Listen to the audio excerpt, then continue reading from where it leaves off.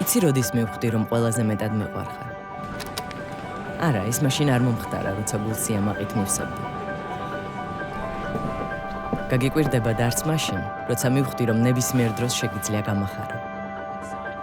ან როცა ვაცნობიერებდი რამდენად ვგავართ ერთმანეთს. როდესაც მივხვდი რომ უკვე დიდი გოგო იყავი, ეს უკვე კარგად ვიცოდი. მაშინაც, როდესაც ჩემთვის ყველაზე ძვირფასი ნახატი მაჩუქა.